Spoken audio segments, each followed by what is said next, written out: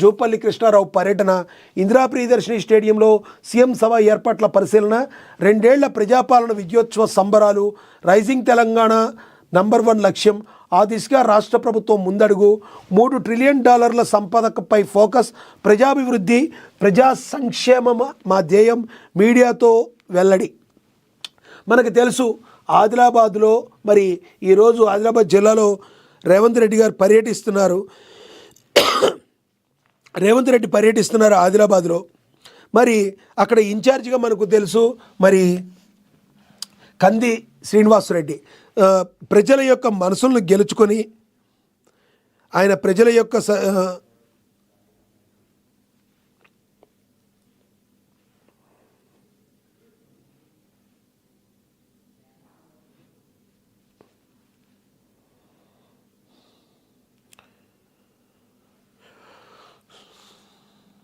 ఒకసారి మనం ఇక్కడ ఆదిలాబాద్లో ఉన్న రీజనల్ కోఆర్డినేటర్ సత్యనారాయణ గారితో మాట్లాడదాం, అక్కడ పరిస్థితులు ఎలా ఉన్నాయో తెలుసుకుందాం.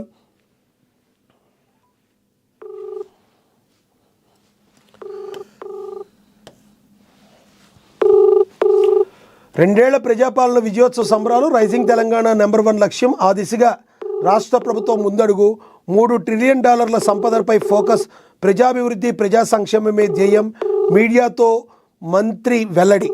రైజింగ్ తెలంగాణ #1 2047 లక్ష్యంగా. సత్యనారాయణ గారు నమస్తే అండి.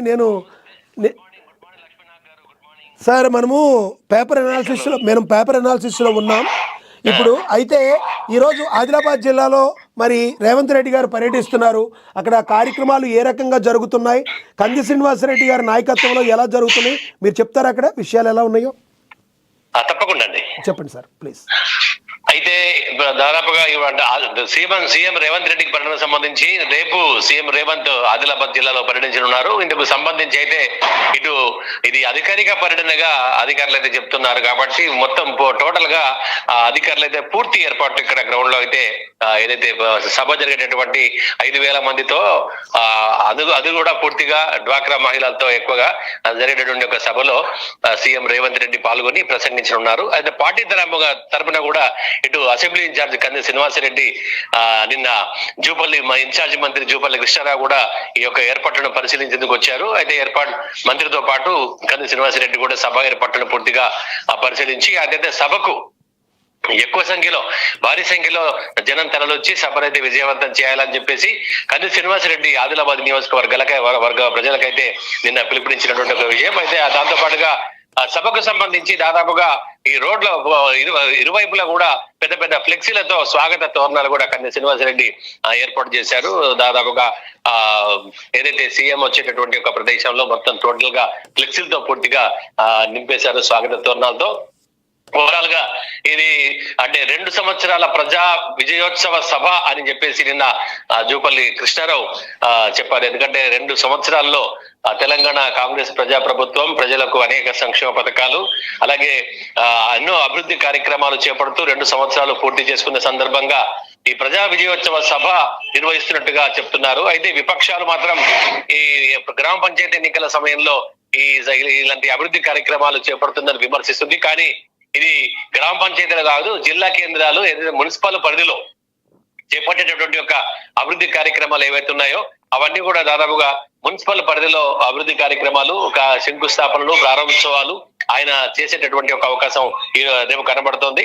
దాదాపుగా ఇక్కడ పోలీస్ హెడ్ క్వార్టర్స్ కి శంకుస్థాపన, అలాగే రిమ్స్ లో క్రిటికల్ కేర్ యూనిట్, ఆ తర్వాత ఇటు మహిళల కోసము వడ్డీ లేని రుణాలు పంపిణీ చేయడము, ఇవన్నీ కూడా సీఎం కార్యక్రమాల్లో అయితే పొందుపరిచినట్టుగా మనకు సమాచారం అంతా ఉంది. అయితే రేపు జరగబోయే సభలో సంబంధించి మరి ఎటువంటి దిశానిర్దేశం చేయనున్నారు? ఇక ముఖ్యంగా చెప్పాలంటే ఆదిలాబాద్లో ఇప్పటికే కూడా కంది శ్రీనివాసరెడ్డి నాయకత్వంలో ఎక్కువ మంది కాంగ్రెస్ కార్యకర్తల జాయినింగ్స్ అయితే జరిగాయి. ఈ విషయాన్ని గురించి కూడా చెప్తారు ఏంటనేది? అయితే నిజంగా కూడా ఎప్పుడైతే ఆదిలాబాద్ కాంగ్రెస్ పార్టీకి కంది శ్రీనివాసరెడ్డి వచ్చిన తర్వాత మటుకు ఒక రకమైనటువంటి ఒక ఊపు అయితే వచ్చింది. అలాగే స్థానిక సంస్థల ఎన్నికల ముంగట కూడా దాదాపుగా కంది శ్రీనివాస్ రెడ్డి ఆధ్వర్యంలో ఆయన ఉన్నప్పటికీ లేనప్పటికీ కూడా ఆయన అంటే దాదాపుగా టౌన్ లో కొన్ని రోజులు లేనప్పటికీ కూడా ఆయన ఆధ్వర్యంలో చేరికలు జరిగాయి. ఆ తర్వాత కూడా నిరంతరం కాంగ్రెస్ పార్టీలోకి ఎందుకంటే ఇటు తెలంగాణ ప్రభుత్వంలో కాంగ్రెస్ పార్టీ అధికారంలో ఉండడం, అలాగే ఇటు ఆదిలాబాద్ లో కూడా కంది శ్రీనివాసరెడ్డి పార్టీ కోసం చేస్తున్నటువంటి ఒక కృషి, సామాజిక సేవా కార్యక్రమాలు, ఆ తర్వాత పార్టీని ఆయన నడిపిస్తున్న తీరు, నియోజకవర్గ ఇన్ఛార్జ్ గా ఇదంతా కూడా కొంతమంది అభిమానులకు, కాంగ్రెస్ పార్టీ అభిమానులకు, అలాగే కంది శ్రీనివాసరెడ్డి అభిమానులకు దానికి ఆకర్షితులై ఆ పార్టీలో చేరేందుకైతే నిరంతరం వస్తున్నారు. ఇటు పార్టీ పరంగా దీని పరంగా కూడా ఒక ఛాలెంజింగ్ గా అంటే ఈ యొక్క సీఎం రేవంత్ రెడ్డి పర్యటన మాత్రం ఇటు ప్రభుత్వము, అధికారులు, అలాగే కాంగ్రెస్ పార్టీ కూడా ఆదిలాబాద్ జిల్లా కాంగ్రెస్ పార్టీ కూడా ఛాలెంజింగ్ గా తీసుకొని ఘన విజయం చేసేందుకు మాత్రం కసరత్తు చేస్తున్నారు. లక్ష్మీనాథ్, థ్యాంక్ యూ అండి. సత్యనారాయణ గారు, మీరు అమూల్యమైన విషయాలు తెలియజేసినందుకు ధన్యవాదాలండి.